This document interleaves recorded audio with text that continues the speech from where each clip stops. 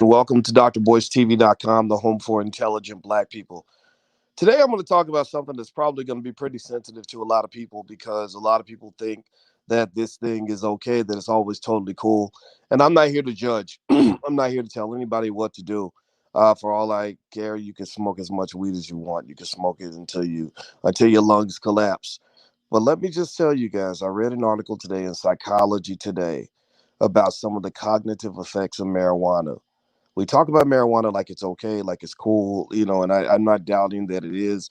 I'm not doubting all the healing effects that cannabis does present. There's no question about that.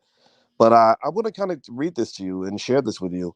So I hope I can share this information and still be loved. We're going to talk about why the government wants black men to smoke as much weed as possible. So get comfortable, buckle up your seatbelt. We're going to get started on drboystv.com right now.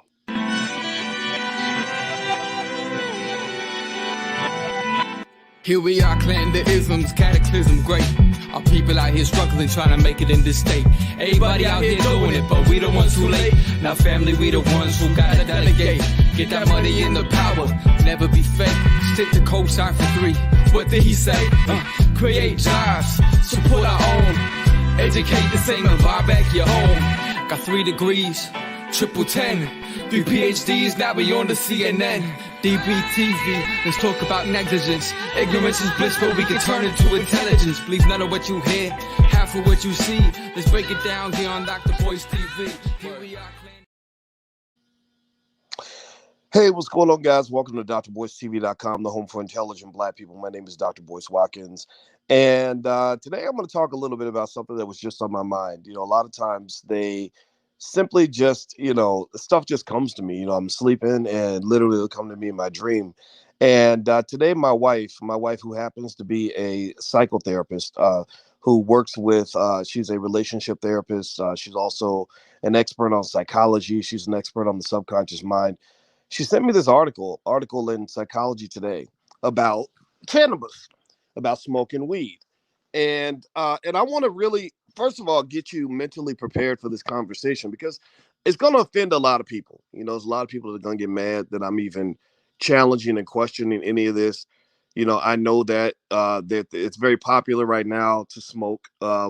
They deliberately promote drug use and alcohol consumption consistently to particularly young black males in music. It's all over the music. And I'm not really one to tell you how to live your life. I'm not. I kid you not. I mean, if you want to go and stab yourself in the throat and jump off a bridge, like, I'm not going to stop you if that's really your objective, right? I'm not saying that smoking weed is the same as that, but what I'm saying to you is that I care enough about you to share this information, but I care little enough to let you live your life. Does that make sense? So let me know if we can have this conversation and still be loved, because I know a lot of people are going to get mad about what I read, but I can't. You can get mad at me, but you can't get mad at the facts. You can get mad at your opinion. You can get mad at your opinion that is different from mine, but you can't get mad at the facts. In fact, I'm not even going to give you an opinion. I'm just going to read from this article in Psychology Today about research, deep research that experts are doing about the effects of smoking lots and lots of weed. Now, I'm not talking about people that smoke every now and then. I'm talking about people that smoke every day, several times a week. I'm talking about people that smoke on a regular basis. Give me a yes or no, first of all. How many of you noticed, just be honest, let's just be honest. How many of you have noticed that people that smoke a lot of weed, anybody got a friend that smokes a whole lot of weed, like a lot, like every day, like twice a day, like can't go without it, constantly smoking? You ever notice like they're a little bit different, like mentally, like their brain isn't quite always, what I'm talking about, just a little slow. Now, I'm not making fun of you. If you're that person, like, don't leave. I just want you to hear this. I'm not here to judge you. I promise you I'm not. But yeah, you ever notice that? Like, so I always notice that, right? I'll be like, damn, like that, he smoked a whole lot of weed. It seems like sometimes his brain's a little bit malfunctioning. You know what I mean? And you're not hating, you don't say nothing because everybody's smoking, right? It's heavily promoted in the music. And notice you don't see tons and tons of white music videos of country music singers smoking weed until their lungs collapse. You don't see a lot of Britney Spears type teen pop white, Ariana Grande with a mouthful of cannabis, right? You just usually see brothers, right? You see brothers smoking a lot of weed. Now, Dr. Wesley Muhammad is a brother you should really look into because Dr. Wesley Muhammad goes deeper than me. He actually thinks that a lot of weed, especially synthetic marijuana, Farrakhan spoken on this actually, a lot of the synthetic stuff has ingredients in it that you may not know about, right? And so let me just say this. Let me just read some of this to you. Now, mind you, first of all, for full disclosure, I actually have weed in my house. I have weed in my house, kind of, sort of. Let's say right next to the bed, I keep a can of CBD oil. CBD is different from THC. THC makes you high. THC kind of takes you into another zone. I don't need to be high because I'm high on life. I wake up high every day. I wake up feeling happy about life and being black every day. So I don't need nothing to make me high. I want to be fully alert. You know, I always was raised as a black man. You got to be a soldier. There are people out here trying to kill you, people trying to lock you up, black people trying to take you out, and white people trying to take you out. So you got to be mentally alert. You know, I knew a lot of guys growing up who got high, got drunk, went to the club, and literally got 50 years in prison for stuff they don't even remember doing. Anybody know anybody like that? Where they got a little high, they've been smoking and drinking and got into a situation and they handled the situation in a way that was inappropriate. And next thing you know, they get hauled off to jail and don't even remember what they did hardly because they were high and drunk. Seriously, I know a guy who actually got 80 years in prison. He's in prison right now, 80 years, no parole, because in Ohio they don't play. So I always saw these things, right? These are the things that shaped my view of drugs. I just was like, you know what? I don't want nothing in my mind that's going to mess up my brain. Like my brain is my asset. I need my brain to know what's going on. And you're not going to get me high and drunk so you can just take me out. But the CBD, which is different from the THC, the CBD is great. I put CBD on my legs when I go running. You know, my wife got me running so I don't lose weight, so I can lose weight and not get so fat. And every other night she'll rub CBD oil on my legs, and I absolutely love it. So we got weed in the house. So don't get offended. I got weed right here. So let me read some of this article to you. Do me a favor, hit the thumbs up button, hit the thumbs up, share, subscribe button if you haven't done it yet. And also, boycewatkins.com is a link you can go to if you want to find out any other stuff we have going on. So the URL's on the screen. So let me read this to you. I'm just going to read it. Don't get mad at me. Get mad at the information. Don't get mad at me. Get mad at Mark Travers, PhD, who wrote this article in Psychology Today called Why Marijuana Use May Lower Emotional Intelligence. So he says, a new article appearing in Experimental and Clinical Psychopharmacology suggests that chronic marijuana use may cause deficits in one's ability to recognize emotional states in others, a hallmark of what psychologists refer to as emotional intelligence. Quote, from 2002 to 2017, adult population cannabis use has increased from 10.4% to 15%, reports the research team led by Elisa McKenzie and Anita Cervenka, another white person, at the Oregon State University. These increases are concerning as a large body of research has reported that cannabis use may have negative impacts on cognitive functioning, learning, memory, processing speed, and attention.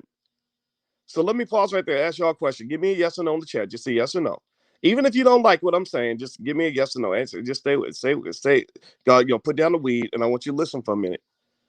Have you ever noticed in a person that smokes lots of weed, like every day, an impact on their cognitive functioning? Have you ever noticed, yes or no, an impact on their learning and memory? Yes or no, have you noticed an impact on their processing speed? Yes or no, have you noticed an impact on their attention? And they also said, yeah, I've noticed that too. And this is one of the things that made me read this article and say, let me see what's going on. This is very interesting.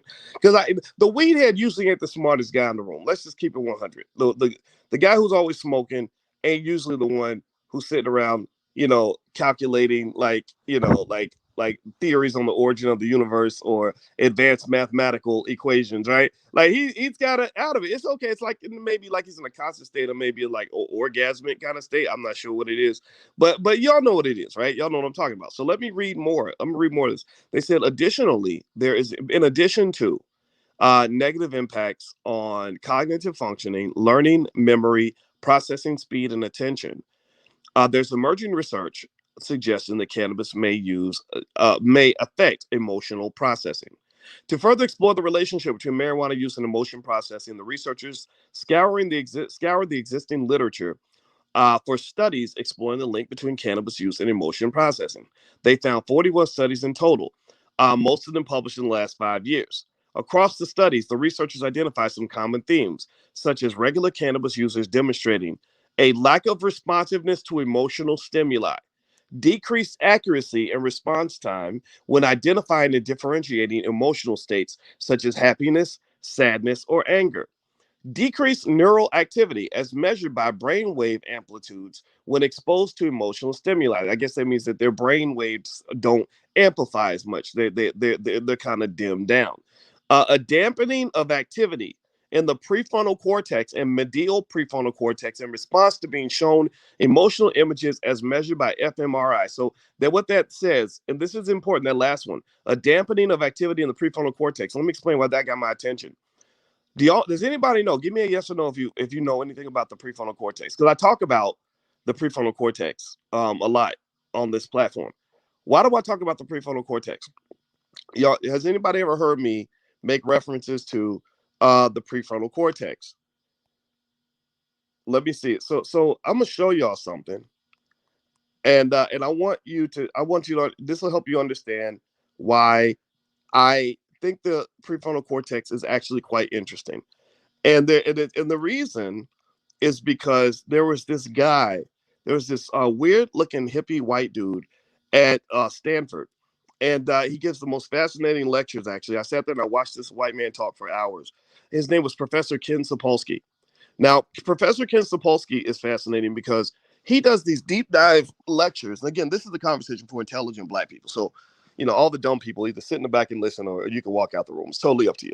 Just don't interrupt class, children. If you're in here trying to disrupt intelligent Black people from trying to grow, or trying to become more intelligent, then I can't. I don't know what to do with you. I'm not gonna fight with you. Just go get some weed or something. It's all right. I'm not gonna judge you. But Professor Ken Sapolsky gave a fascinating lecture that I saw where he talked about the difference between a human brain and an animal brain.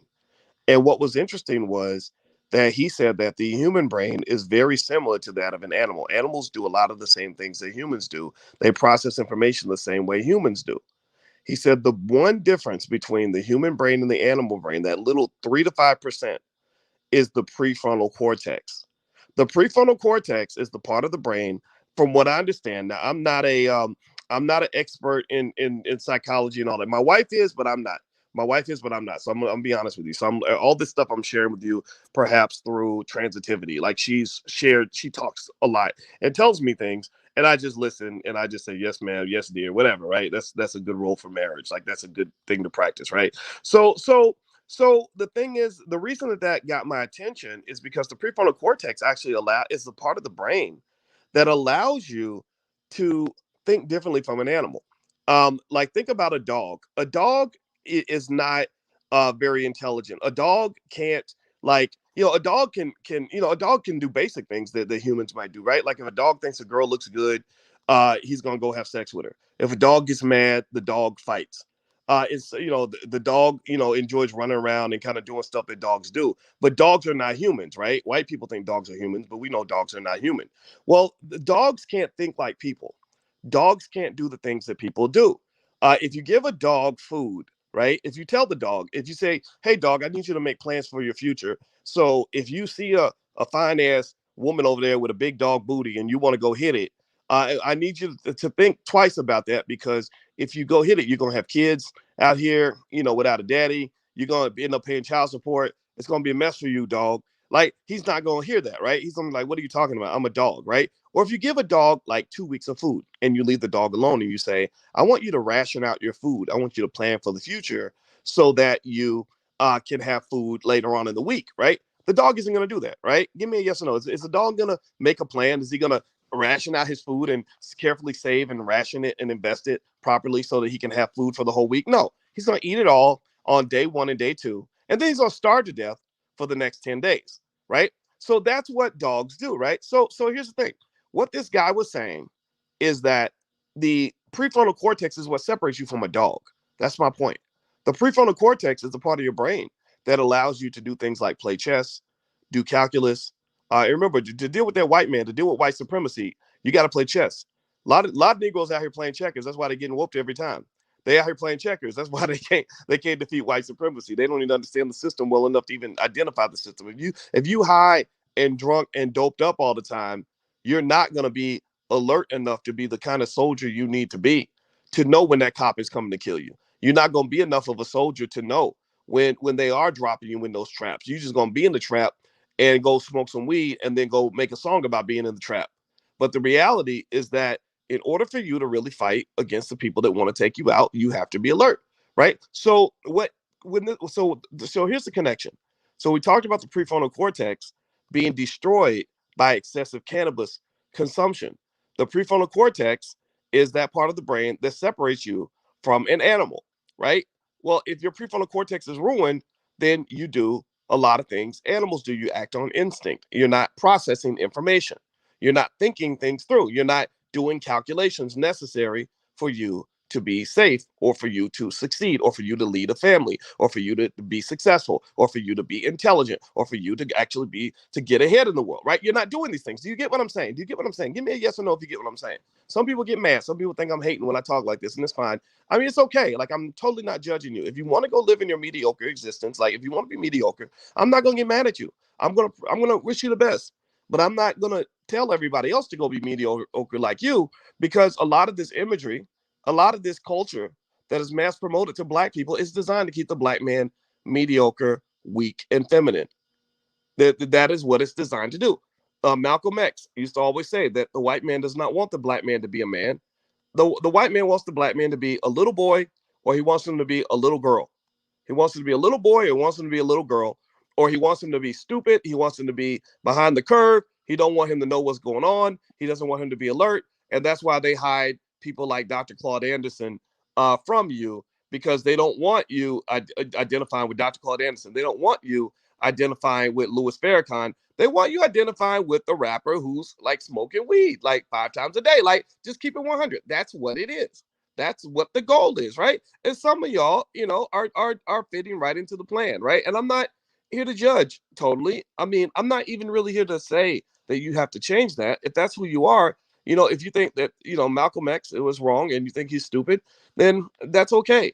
But I will say at the end of the day that there are people out here that are trying to understand what's happening.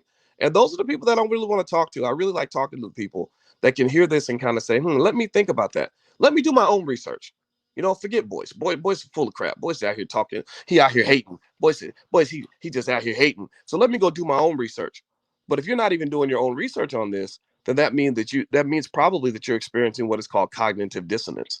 Cognitive dissonance is where you hear something that is so contradictory to everything you've been told, everything you've been led to believe, that you get pissed off. That your first reaction is to get angry, right? Now let me keep going. Let me keep reading here. Now again, this is about excessive marijuana consumption. This is not about the person who smokes weed once a month or whatever. This is about consistently smoking. This is what the research says. Don't get mad at me, get mad at the research. It says here, the researchers also found evidence that the subcomponents of cannabis, specifically THC and CBD, can influence emotion processing in different ways. For instance, one study found that THC increases anxiety in response to fearful social situations, while CBD can decrease it. So THC can make you very nervous when you're around lots of people, or maybe when you're in social situations that require you to engage with other human beings. CBD actually reduces your fear of social interaction. So I don't think CBD is so bad. It seems like it's the THC that might be the issue here. And they said, to our knowledge, this is one of the first critical review articles focused on an emerging research area of cannabis and emotion processing. Synthesizing the existing findings of this in this research, developing research is a field is important for future prevention and intervention studies focused on promoting healthy socio-emotional functioning in cannabis users. Taken together, this research presents a worrying picture of how regular marijuana use affects emotional intelligence. By blunting the brain's ability to quickly and accurately process emotional states, regular cannabis users run the risk of weakening their interpersonal relationships. Now, weakening their interpersonal relationships. Give me a yes or no in the chat. Has anybody ever known like a dude who smokes so much weed that he doesn't even like want to talk to his woman? Like, he doesn't want to have sex with his woman anymore. He doesn't want to be like he sits by himself in the basement, like smoking all day. Like, social interaction is not. I'm not. Again, this is. I'm not an expert on any of this. I'm reading from Psychology Today, But has anybody ever noticed that? You ever notice a dude who, like, because he's maybe smoking so much, he doesn't even want to, like, his shit can't even get hard. He don't even want to go have sex with his girl. Like, I remember hearing a guy one time literally say something like, "My weed is like my woman," or something, right? And I thought that was like the most interesting thing in the world, right? And so what I really think, here's what I think, right? I'm gonna say I believe the research. I believe the research on this, that excessive consumption of weed probably has something going on that maybe pop culture is not going to tell you about, right? I do agree. I do believe. I totally get it when people say weed relaxes me. I totally get it. Just like orgasms relax you, right? But if you're sitting around having orgasms all day, it's going to be hard for you to get things done, right? Um, I've seen people talk about. I've done probably about 100 articles, or excuse me, 100 interviews with people who are big advocates of cannabis, and I listened to the research. My opinion on weed really shifted. When I grew up, weed was seen as a really bad thing, right? Like if you start smoking weed, that's bad. That means you headed down the wrong side of the tracks. But I started reading the research on CBD versus THC. I saw all the healing effects that CBD oil has. I personally bought some CBD oil because of that. But I think that what happened, here's what my theory is. I think that because the CBD oil in particular became more acceptable, people started really embracing not just the THC, but they started embracing all the synthetic shit. And the thing about the synthetic stuff is that you don't know what the hell that man's putting in that weed. I mean, people like Dr. Wesley Muhammad literally think that they're putting stuff in the weed that's making black men feminine. I don't know. Now that part I can't confirm. Like I listen to Brother Wesley. I love Brother Wesley a lot. And I listen to everything he says, but I don't. I do my own research on everything, and this one I wonder if the jury's out. I don't know, but seriously, when you start really seeing what's going on in the culture with some of these dudes, it's like, whoa, Kimasabi.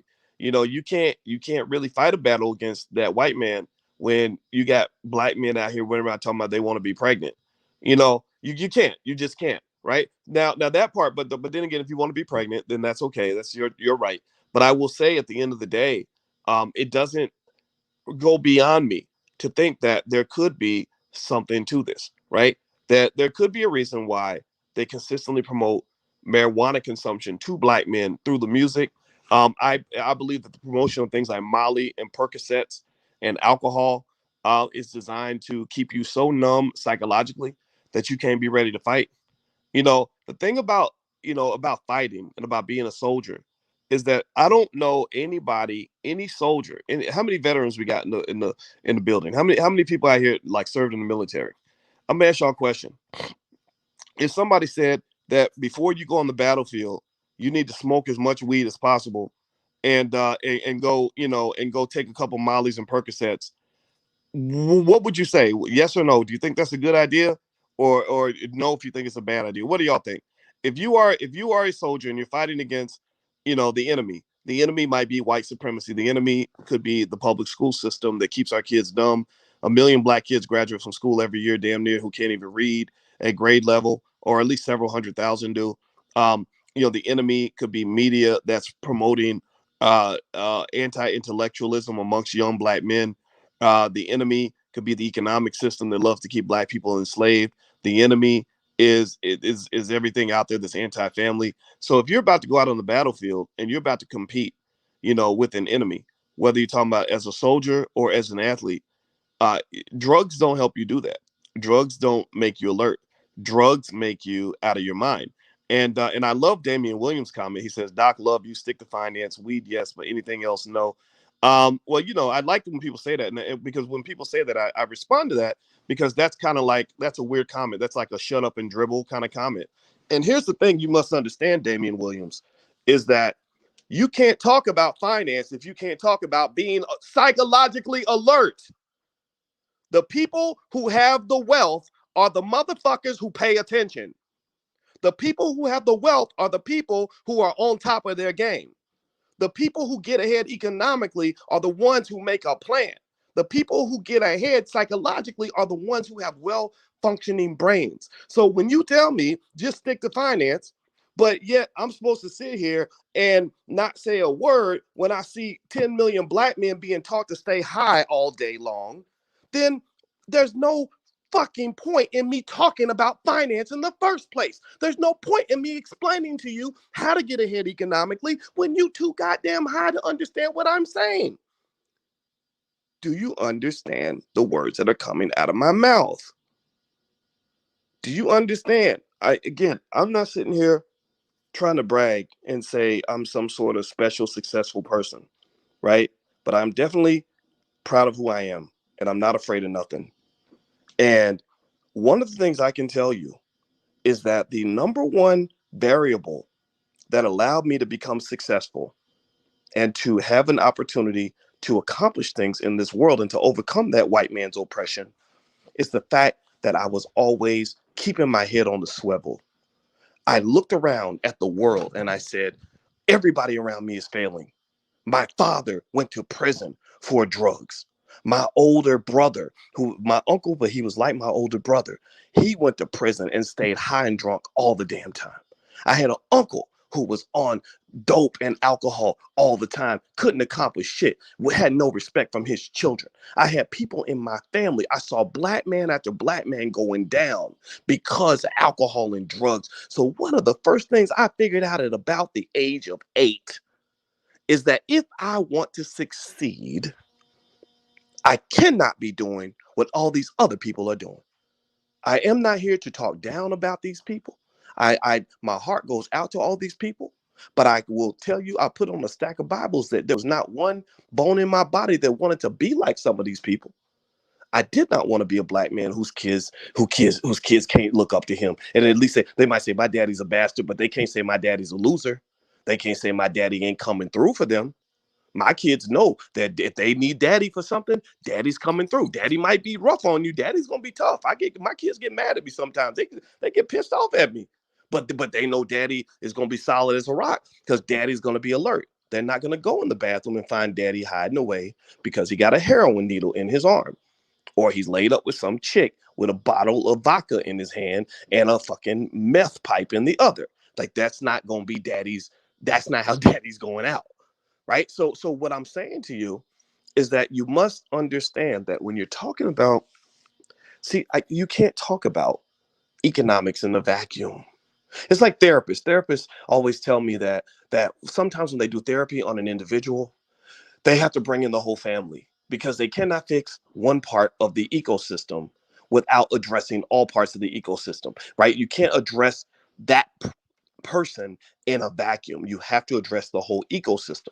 So when I talk about finance, I don't just address economic issues in the black community in a vacuum. You cannot address it in a vacuum. You cannot talk about black wealth without talking about broken families, because that's the number one factor that causes black wealth to be zilch, because you're paying all that money to the child support court because you got baby mamas splattered all over the country, and or you're a single mother that's got 3 different daddies that ain't helping contribute to the household, so you have a net worth of 0.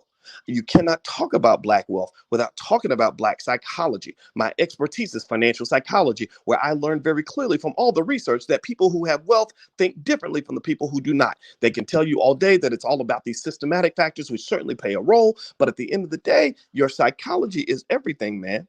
Seriously, your psychology is everything. And so Black Matter says Elon Musk smokes weed all day. That's bullshit. Elon Musk works 14 hours a day. That man, he did. You go read the biography of Elon Musk, because I have. Go read his autobiography. That whole smoking weed thing is so that he can fit in with all the average people out here. That man is not sitting around smoking weed all day, because you can't do advanced engineering at a super high level all day long while you high. You just really can't, unless your drug of choice is cocaine, at which point you have another set of problems. Right. So what I'm simply saying to you guys is this. Look, I'm not trying to convince anybody of anything. I promise you I'm not. I read this article and I shared it, and the article is in Psychology Today. I'm going to give you the title so you can look it up and read it for yourself. The article is Why Marijuana Use May Lower Emotional Intelligence, and it's by Mark Travers, PhD. It's in Psychology Today. I am not here. I kid you not. I swear to God, I am not here to change your opinion. I'm not here to tell you that there's anything wrong with all the marketing imagery that they have in mass media of black men constantly getting high. I'm not here to tell you to change your lifestyle. I'm not here to save the masses. I'm not Jesus. I'm not here to cleanse you of your sins. Your sins are between you and yourself. Seriously. What I'm here to do is to speak to those who are looking around and saying something ain't quite right. I'm really talking to those people who are like, yeah, I always suspected that there was an issue here. Now I have more data to add to my perspective.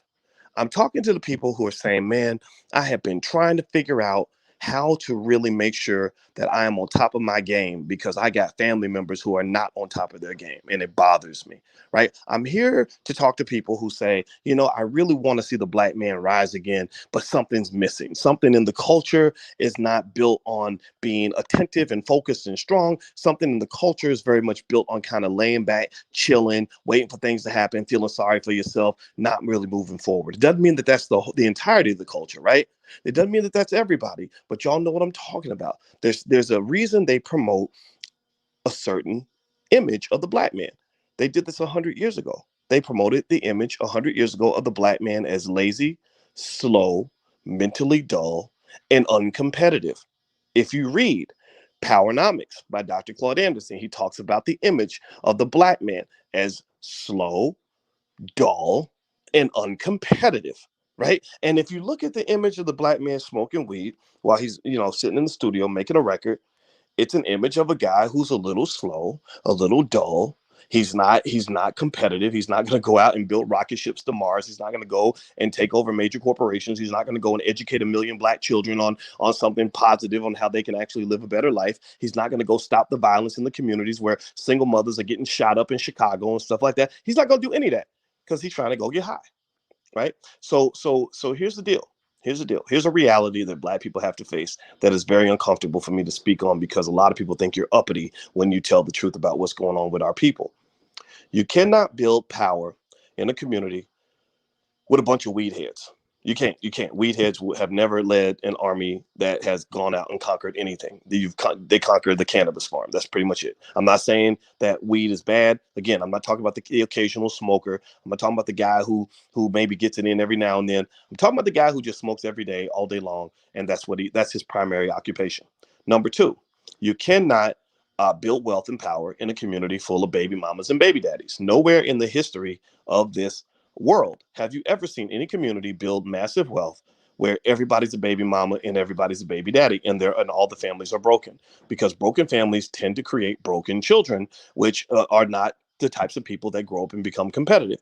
Now, I'm not trying to make fun of anybody's specific situation. I'm just trying to ask you, give me an example of any community where you have millions of people with broken families that were able to really go on and accomplish much of anything. Wealth is a team sport. So when someone says to me, I want you to talk about finances, Doc. Don't talk about the other stuff.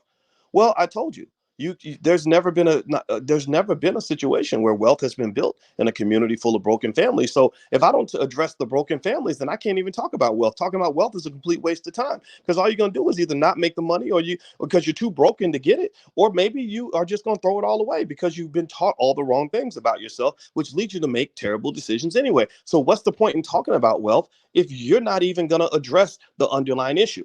It's like trying to teach a kid calculus when he didn't even eat breakfast that morning. If I don't get that little kid some food, he's not going to hear a damn thing I say. It doesn't matter how important that mathematical theory is that I want to teach him. It doesn't matter if he is hungry. So the fact is that when you talk about our community, first things have to come first. When you're talking about trying to build a better community, you're trying to build wealth, you're trying to do all these amazing things that are out here, you must address what is going on with some of our young people and why can't they focus enough to accomplish the things that we know that they are capable of doing.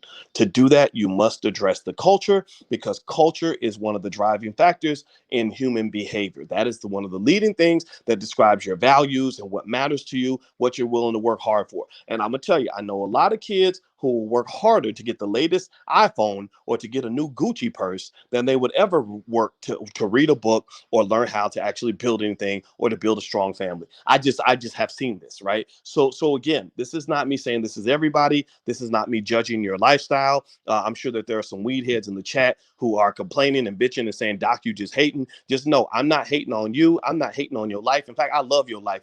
I'm not a hater. I'm a lover. If you love your life, then I love it for you, because it doesn't matter if I tell you these things. If you never internally question why your life isn't going in the direction you want it to go, if you never stop and say, maybe I need to try a different strategy, then it doesn't matter what I say. I'm just a guy who's out here yelling and screaming and hollering in your ear and getting on your nerves, and which means you should probably just unsubscribe. You should probably go to a different channel. I'm here to talk to the people that want to move forward. I'm here to talk to the people that really want to figure out what's going on. I'm here to talk to the people that actually want to build strong families. I want to talk to the people that want to build educational processes for our kids so they can be successful. I'm here talking to the people that really want to know what it takes to go to that next level. And I can just tell you, there's a reason. Like, anybody ever watch some of these mafia flicks? By the way, hit the thumbs up button, hit the thumbs up, share, subscribe button. I'm gonna say this and then I'm gonna head on out of here. By the way, boycewatkins.com is my website. We got some stuff in the Black Business School, a lot of really good stuff going on right now. So if you want to take a look, feel free to go to boycewatkins.com and you can see what we got going on. Has anybody watched like The Godfather? Tell me if you've watched The Godfather. I was watching The Godfather with my dad the other day, and The Godfather, for those of you that are kind of young, The Godfather is this old gangster movie, where they basically had to make these gangster moves, and they kind of had to think through everything, and or you would get killed, and it was kind of just it's a good flick. If you got to be patient to watch it, but it's a good movie. Well, one of the things I remember, there's a guy that has a YouTube channel. I forgot his name, but he's got a good YouTube channel where he was actually in the mafia, and he talks about some of the things they did in the mafia. Now, this is not to glorify how the mafia operated. Clearly, they were not perfect, but they did a few things right. They understood a few things that I think Black people can pay attention to. For example, when they had a conflict, they would have a sit down and they would talk it through and they would communicate to make sure that it didn't get out of hand. They didn't just run up, shooting everybody up, shooting up little kids and babies and shit. They had codes. They had codes of conduct that allowed them to function so they could actually succeed, remain strong, and build wealth. Well, one of the things that they also had going on that the old folks actually had right was when they saw drugs come along and they saw what drugs was doing to families, and they saw what drugs was doing to people's psychology, when they saw what drugs, heavy drugs especially, were doing to people's minds. They said, we do not mess with drugs. They said, in fact, if we catch you messing with drugs, we will kill you. And that's not uncommon. Actually, the Chinese did the same thing. The Chinese had a problem with opium 100 years ago when the Chinese couldn't get their economy going because everybody was so busy getting high that they weren't actually doing anything. They had leaders in the community that spoke up against the opium. And so that meant that they had to fight against the drug dealers, who were the British. The white folks were dealing the drugs to the Chinese. They didn't get high on their own supply, but they would sell the drugs to the Chinese. And they had to deal with the drug addicts who were pissed. They said, "Oh, you just hating. Why are you hating on my high? Why you're right?" So they just basically told the British, if you bring drugs in our community, we're going to kill you. They told the drug addicts, if we catch you with drugs, we're going to kill you. They just had a zero tolerance policy. And so the question I would ask you is, why do you think that that the smart people, the calculated people, the intelligent people, the leaders are very, very, very much anti-drug?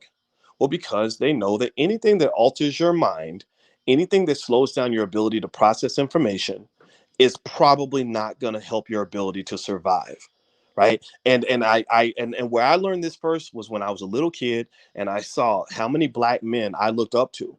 I saw them die because of situations, because when they were on drugs. I saw them die from drug overdoses. I saw my biological father went to jail for drugs. I saw what his life was like. His children did not respect him. He didn't really amount to much of anything. I saw what happened to a lot of the older men. I went to college and I remember I was about to pledge Q Dog, and the Q Dogs on my campus just happened to love to drink a lot and smoke a lot and all this stuff. And I remember thinking, I don't understand how you can even expect to be a successful Black man when all you're doing is sitting around drinking, smoking, fucking, and just living your best life every single step of the way. I'm not judging that, but I did not understand it, right? And then when I thought about another person that RIP to DMX, because I remember DMX when DMX was like kind of the man and he was heavily promoted in the media. I remember DMX when he was in like about late 20s. He was late 20s. I'm about the same age as DMX. So when he was late 20s, I remember watching him on tour, and they said, "What do you do on tour?" He said, "Nothing, just smoke all day, fuck all night." And even at 29, I remember thinking, That's all you do. That's all he does. Damn, like, how do you get anything done? I don't understand that. So when you look 20 years later and you see like how DMX went out, right? He was a great artist, one of the greatest artists of all time. He made probably $100 million in his career. His children should be billionaires by now, right? He should have a legacy that's going to last 200 years. I don't think he went out like that. He didn't go out in a way that I think would be appropriate for a guy who had all that talent. And drugs was literally the bane of that existence. Now, here's the deal. We don't need to compare hard drugs to things like marijuana. Marijuana is not as hard as cocaine, crack, or heroin, or whatever. But to pretend like smoking weed all day is not going to affect your cognitive processing, whoever told you that is lying to you. All the studies, I dare you, go show me any research, any scientific research that says that a person can smoke all day and still be as psychologically well functioning as they would be if they kept a healthy mindset. There is no study out there. You cannot find such a study, right? You can only find that in your imagination because maybe it confirms your pre-existing belief. So here's the deal. Here's my conclusion on this whole conversation on weed. It's a sticky conversation, right? Because a lot of brothers follow me. I know a lot of brothers smoke, and I'm not judging you. And a lot of women you smoke. I got friends that smoke. A lot of people I know smoke, and I'm not judging that at all, right? So I hope I can say this and still be friends with you, right? But here's the deal. Here's my conclusion. CBD is fine because that's not the same as THC. CBD has a lot of healing properties. I love CBD. I have lots of CBD in my house. THC is a little bit of an issue because it is a mind-altering substance that is proven through numerous studies to slow down cognitive functioning. If you're trying to be a high-functioning person, you might not want to be smoking weed every single day, right? If you smoke every now and then, that's fine, but smoking every day doesn't seem to be the way to be successful. Third conclusion, synthetic weed, fuck all that shit. Synthetic weed is where they're basically doing science experiments on you. You are a walking Tuskegee experiment if you are messing with anything synthetic and putting that stuff in your body.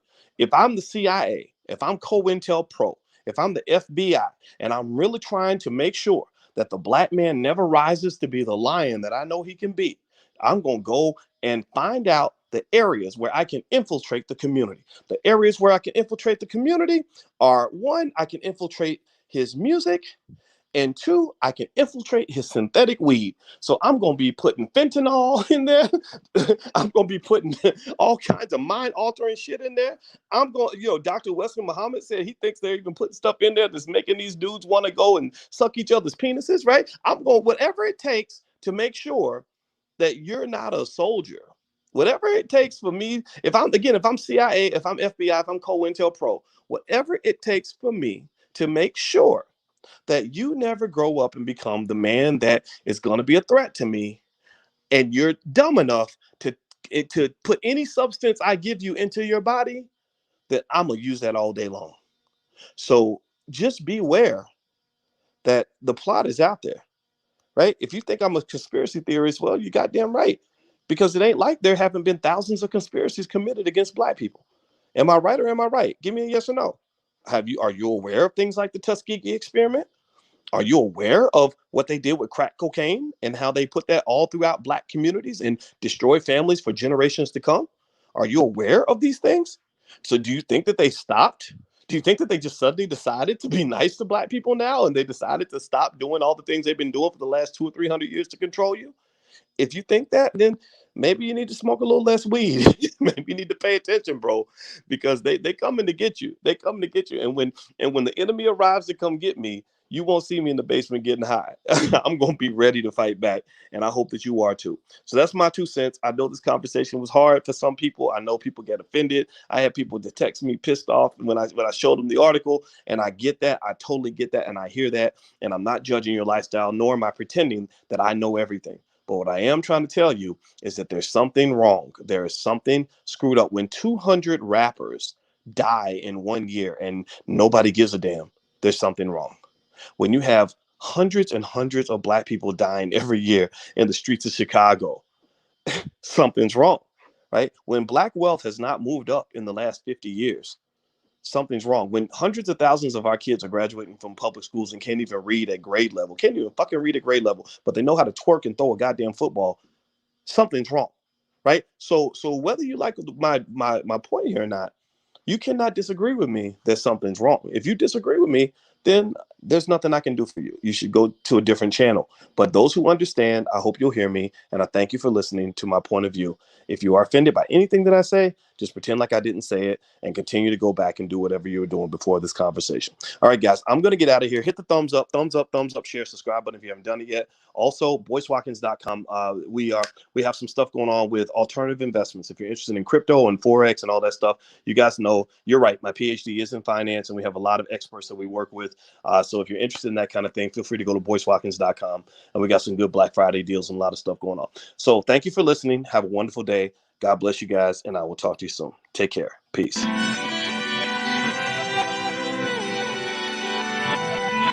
Here we are, clan the isms, cataclysm, great. Our people out here struggling, trying to make it in this state. Everybody out here doing it, but we the ones who late. Now family, we the ones who gotta delegate. Get that money in the power, never be fake. Stick to cosign for 3. What did he say? Create jobs, support our own. Educate the same and buy back your home. Got 3 degrees, triple 10. 3 PhDs, now we on the CNN.